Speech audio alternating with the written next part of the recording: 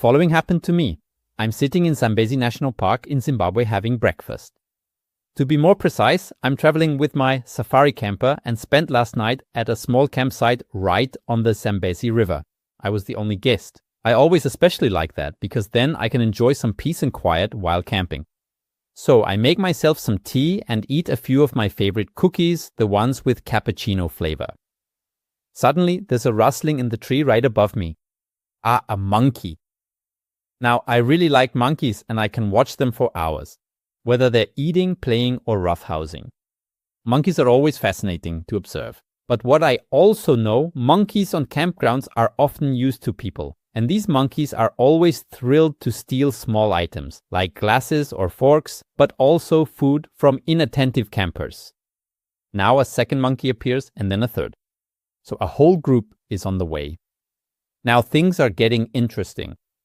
I check to make sure I've closed all the doors and storage compartments on the safari camper and that nothing is left lying around. Better safe than sorry. So I hold my cookies in one hand and my tea in the other, and I look for a good spot to watch the monkeys. They, in turn, are watching me eating fruit, and the young ones are play fighting with each other. More monkeys climb into the tree, while others leave it again. It really is fun to watch. Of course, I have to take a photo of it. So I put the box of cookies on the table and take my phone out of my pocket. Naturally, I keep an eye on the cookie box at all times. Suddenly, a monkey jumps right onto the roof of my car and stares at me. I stare back and snap a quick photo.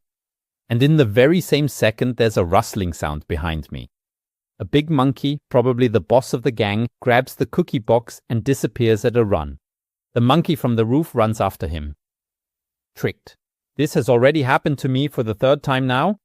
The first time, they went after my muesli. The second time, it was a bag of chips. And today, the cookies had to pay the price. These monkeys are so clever, and they always have a trick up their sleeve to distract us humans and snatch some loot. I am the safari guide. My name is Frank. Today, I'm going to talk about a species of monkey that is called the vervet monkey. And anyone who has ever observed how skillfully these animals analyze people, bags, picnic tables, and trash cans knows that this is not just a little monkey. It's a highly intelligent opportunist with an astonishingly complex social life. A vervet monkey is noticeably smaller than a baboon. A male weighs about 5 kilograms. The females are a bit lighter. The fur is gray to grayish green. The face itself is black. Around this black face, there is a light, almost white border. And because of this, vervet monkeys sometimes look a bit like little old men with a stern expression. And I actually find this light facial frame quite pretty, and it's also important. It accentuates their facial expressions. When a vervet monkey raises its eyebrows, you can see the light eyelids. Against the black face, this stands out very strongly. For other vervet monkeys, this is a clear message. Watch out, I'm threatening you right now. If the threat intensifies, the animal opens its mouth and pulls back its lips so that the teeth become visible. A submissive response, on the other hand, can be a grin with half-closed eyes. With the vervet monkeys, a lot simply happens through facial expressions. The adult males are also particularly striking. They have bright blue scrotums along with a red penis and white fur on the belly and hindquarters. And for the monkeys, this is a very important signal. A dominant male often sits there with its legs spread. The genitals are clearly visible. The male can also walk with its tail raised or swing its tail to the side. In this way, it presents the colors of its genitals. That is communication. It means I am an adult, I am strong, I am higher ranking. A subordinate male usually reacts in exactly the opposite way. It hides its genitals. This is how the hierarchy is regulated. So, not through fighting, but through clear body language.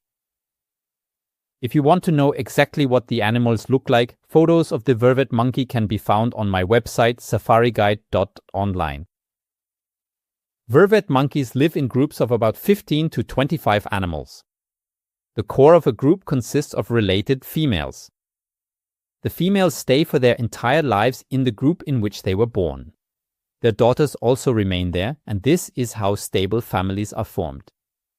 The males, on the other hand, leave their birth group when they become adults. This usually happens at around 5 years of age. Sometimes brothers or males of the same age set out together. They have to find foreign groups, mingle there, and assert themselves. And that doesn't always happen in a friendly way. Adult females in particular can fiercely attack unfamiliar males. And yet, this change of groups is biologically important. It prevents inbreeding and gives young males the chance to rise in rank in another group. Within a group, there are separate hierarchies for males and females. A young female inherits her mother's rank. That means if the mother is high-ranking, her offspring also have better chances. High-ranking females get better access to food, water, and safe places. Additionally, related females help each other. Mothers support their daughters, sisters support each other, and even more distant relatives can join forces during disputes. So, with vervet monkeys, you can see that power doesn't just come from size or strength, power also comes from relationships. Those who have allies are in a much better position.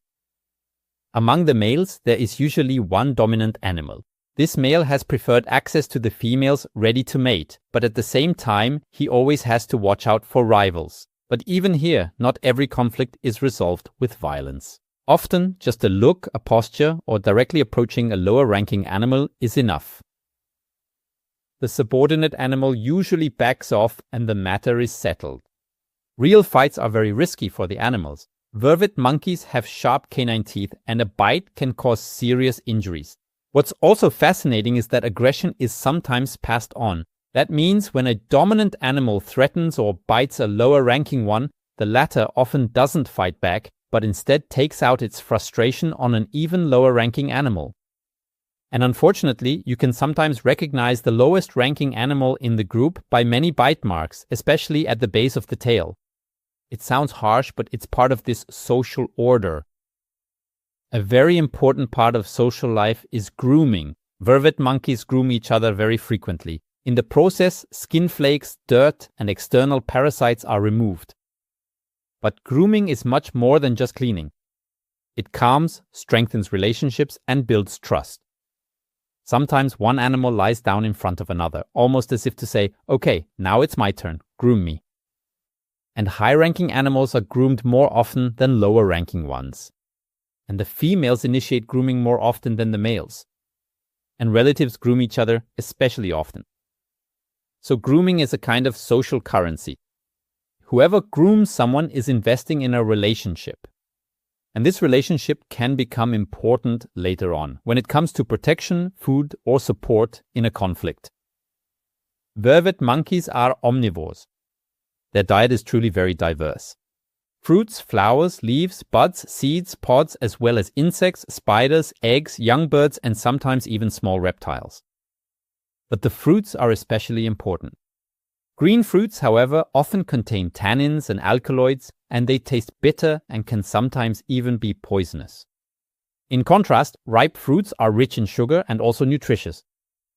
Vervet monkeys can distinguish colors, which helps them better recognize when a fruit is worth eating. And color vision is a big advantage here. But it also has a disadvantage. Their night vision is not particularly good.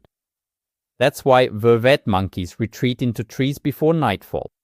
And they sleep huddled closely together in tree canopies or dense vegetation.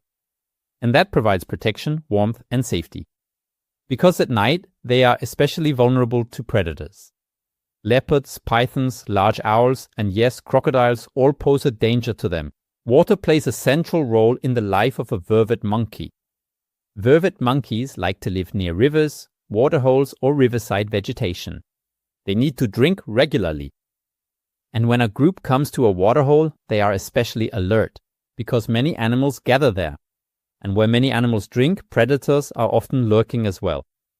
At least one animal keeps watch while the others drink. This guard system is quite fascinating. It's not always as organized as a proper security service, but individual animals often position themselves at elevated spots and observe the surroundings. And as long as the group can see the guard, everything seems to be fine. If the guard suddenly leaves its post without calling out loudly, that alone is already a signal. Then the group quietly retreats into cover. And that's very clever because not every alarm has to be loud. Sometimes it's simply better not to attract attention and just disappear. And with that, we come to a fascinating topic with the Vervet monkey, their alarm calls. Vervet monkeys possess a very sophisticated communication system. 36 different sounds have now been described. They are especially well known for their different alarm calls for different enemies. A leopard is a different threat than an eagle, and a snake requires a completely different reaction than a wild dog. For example, when it comes to a bird of prey, they seek out dense vegetation and flee into the bushes or up into the canopy. When faced with a snake, they often stand up on their hind legs. They look around because now they first have to precisely locate the enemy. Where is the snake? How close is it? Is it a venomous species or is it a python? If a leopard appears, the animals flee into the trees, often onto the thinner branches. Those branches can't support the weight of a cat, so the monkeys are safe there.